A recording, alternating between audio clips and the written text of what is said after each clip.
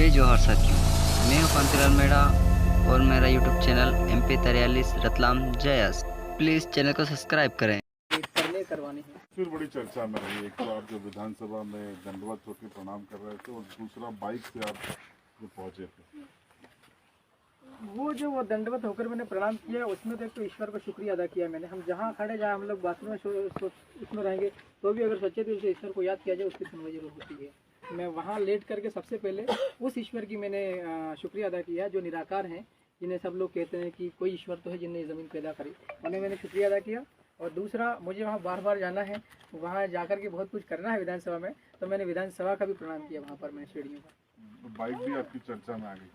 Bike भी आप देखो कि चुनावों के दौरान मेरे बहुत सारे साथियों ने मेरी मदद करी, कुछ ने 2 पैसा भी खर्च किए, लड़कों ने जो है जेएस के साथियों ने भूखे पैसे भी काम किया है। अब मैं बार बार इन्हें परेशान करे तो ठीक नहीं है। मैंने 2-3 कार्यकर्ताओं को बोला कि मुझे विधानसभा जाना है, मुझे बुलावा है, वहाँ डॉक्यूमेंट सबमिट करने, औपचारिकता फॉर्मेलिटीज कंप्लीट करवानी है। समय पर नहीं मिल पाई, मैं थोड़ा लेट हो रहा था, मैंने अपने साले साहब की बाइक उठा हुआ निकल गया था बाइक से। अभी आपको 2 गनमैन मिल गए हैं, ये आपने मांगे थे या दे दिए सरकार ने? एक अधिकारी का है और मुझे मांगने की जरूरत नहीं पड़ी, मैंने सूचना जरूर की थी कि मेरे साथ में खतरे हैं, मैं पार्टी का अकेला विधायक हूँ और मुझे बहुत सारे काम करने हैं, तो मेरे साथ में खतरे पहले से चुनाव के दौरान 2 हैं। अच्छा, एक तस्वीर और काफी चर्चा में रही, मुख्यमंत्री से आपकी मुलाकात थी, क्या मुलाकात हुई, क्या बात हुई? अब तक के जीवन में वो मुलाकात दूसरी मुलाकात थी। पहले भी हम लोग खड़े खड़े मिले थे, घर ज्ञापन वगैरह देना था, मेरे ख्याल से करीब 10 सेकंड मेरी बात हुई थी सन 2018 के आखिरी में, चुनाव जस्ट होने वाले तो उसके पहली बाजी में हुई थी मुलाकात। उसके बाद में 2 दिन पहले मिला, लगभग 15 मिनट बैठ करके हमने अच्छे से बात करी, वही बात। तो बहुत सकारात्मक बातचीत का विषय क्या था, अगर आप बताना? बातचीत का एक तो मैंने साहब को बोला कि साहब मैं जीत करके आया हूँ और मेरा जो इलाका सचमुच में बहुत पिछड़ा इलाका है।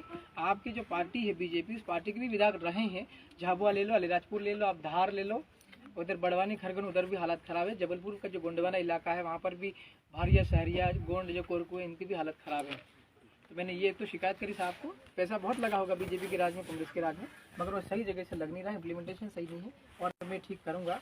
और मैंने मेरी मांग थी वहाँ पर मंत्रिमंडल के अंदर में जगह चाह रहा था, वो मैंने अवगत करवाया साहब को कि मुझे अगर आप मंत्रिमंडल में जगह देंगे तो मंत्री जो बनता है कैबिनेट का, वो पूरे मध्य प्रदेश का रहता है, पूरे मध्य प्रदेश के लोगों की भलाई करने के लिए।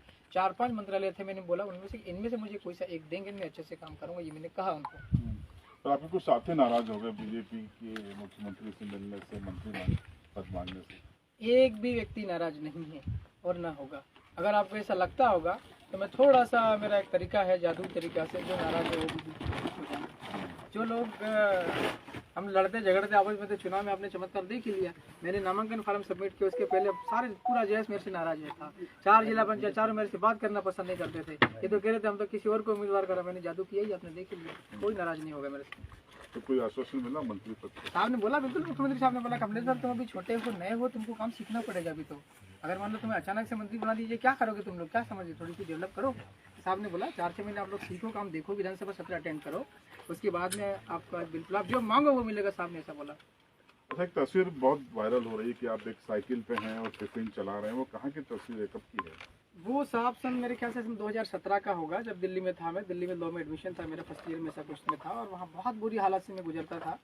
तो फिर मुझे एक जगह काम मिल गया था टिफिन सेंटर पे, मेरी ड्यूटी दी थी कि आपको टिफिन बांटना है। नोएडा जो है दिल्ली में, नोएडा करके हैं, उस नोएडा में 6 सेक्टर वगैरह होते हैं, 62-63 इस टाइप से, वहाँ पर मैं वो टिफिन ले जाता था और साइकिल पर बांटता था, सर्व करता था।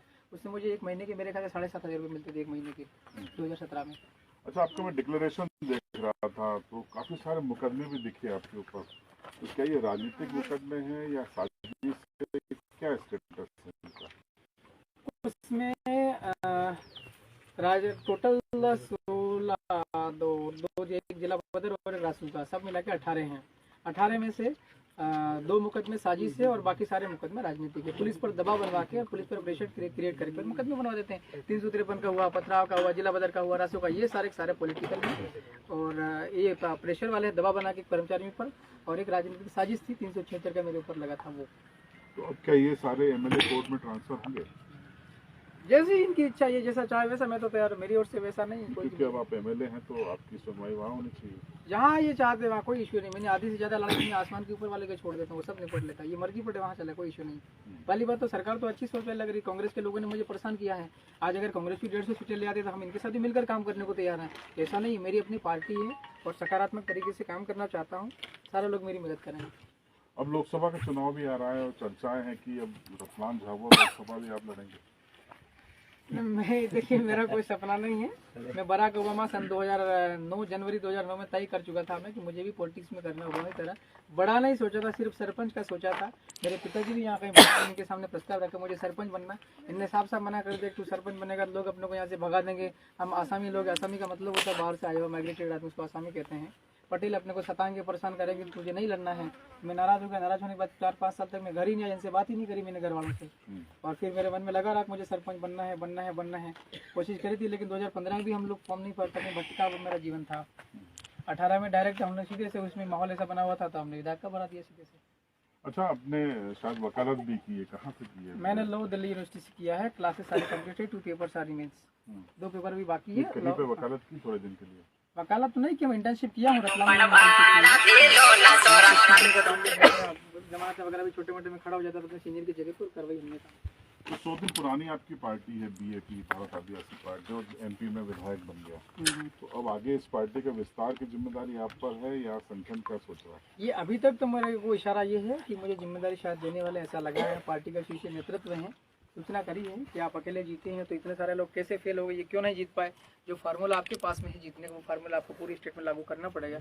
इन बातों से मुझे लग रहा है शायद मुझे बड़ी जिम्मेदारी मिलने वाली है। चलिए, शुभकामनाएं आपको। ये थे कमलेश्वर डोडियार जी, जो बता रहे थे कि किस तरीके से उनका जीवन रहा है, किस तरीके का संघर्ष रहा है और क्या वो इलाके के लिए करना चाहते हैं। इस इंटरव्यू पर आपकी राय कमेंट बॉक्स में जरूर बताएं। चैनल पर नए हो तो सब्सक्राइब करें और बेल आइकन जरूर दबाएं।